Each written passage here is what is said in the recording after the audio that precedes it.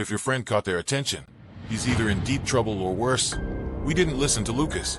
Instead, Malik and I pooled our money, bought 2 plane tickets, and flew to Berlin. The first stop was Dre's dorm. His roommate, Dre, was the guy everyone respected. Some people grind all their lives and never get anywhere. But not Dre.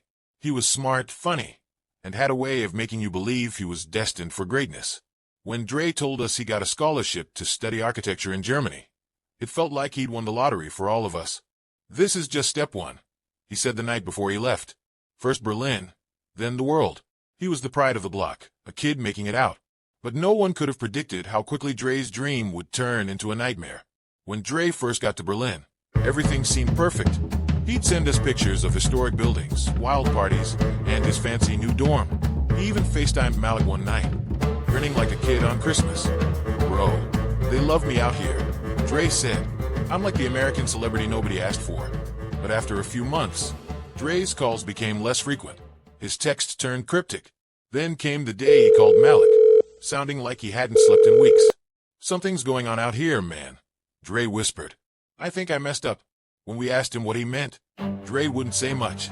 He just mentioned that he'd started hanging out with some influential people, politicians, businessmen, the kind of people you only see in movies. "They're like, connected, you know. Powerful," he said. "And they've been watching me. I think they want me for something." A few days later, Dre posted a picture on Instagram, a close-up of a strange symbol etched into a wall, a 5-pointed star surrounded by flames. The caption just said, "They're everywhere." At first, we thought Dre was just being dramatic, but then Dre disappeared. Weeks went by with no word from Dre. His social media went dark. Ms. Loretta, Dre's mom, tried calling his school, but they didn't have any answers. All they said was that Dre had stopped attending classes. That's when Malik decided we had to step in. "If the cops won't do anything, we will," he said. We started digging. First, we hit up Dre's old friends from the block. Then, we reached out to anyone we knew who'd been to Germany. Eventually, we got a lead from some dude Malik knew from college, a German kid named Lucas. "You're talking about Die Schwarz-Stern-Gesellschaft," Lucas said when we showed him Dre's Instagram post. "The Black Star Society. You need to stop asking questions about them." The Black Star Society. According to Lucas, the Black Star Society was an ancient secret organization that had been around for centuries. They were rumored to have their hands in everything: politics, finance, even human experiments. "Why would they care about Dre?" Malik asked. Lucas shrugged. "They're always looking for special people. I don't know what that means, but if your friend caught their attention, he's either in deep trouble or worse." We didn't listen to Lucas. Instead, Malik and I pooled our money, bought 2 plane tickets, and flew to Berlin. The first stop was Dre's dorm. His roommate, a quiet dude named Stefan, said Dre hadn't been back in weeks. "The last time I saw him, he was talking about meeting someone at an old library downtown," Stefan said. The library was massive, with high ceilings and rows of ancient books. We didn't find Dre, but we did find his notebook, tucked away behind a dusty shelf. Inside were pages of frantic scribbles, drawings of the Black Star symbol, names of places, and one chilling sentence repeated over and over. As we left the library, we noticed a black car parked across the street. At first, we thought it was just a coincidence, but when we turned down an alley, the car followed. "Don't look back," Malik whispered. We ducked into a cafe and slipped out through the back, our hearts pounding. That's when we realized we weren't just looking for Dre. We were being watched.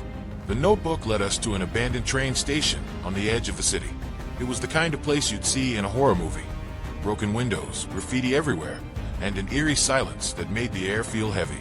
Inside, we found what looked like a ritual setup. Candles arranged in a circle, strange symbols painted on the walls, and a large black stone in the center. Carved into the stone was the Black Star symbol. But the most disturbing thing was what we found next, a video camera lying on the ground. When we played it back, our blood ran cold. The footage showed Dre, tied to a chair, surrounded by shadowy figures in cloaks. His voice was shaky as he spoke into the camera. "If you're watching this, it means I didn't make it," he said. "They're using me for something bigger than I can explain. Don't come for me. Just tell my mom I love her." As we left the station, we were ambushed by 2 men in black suits. They didn't say a word, just handed us an envelope and walked away. Inside was a single note: "Leave Berlin. Now." We didn't need to be told twice.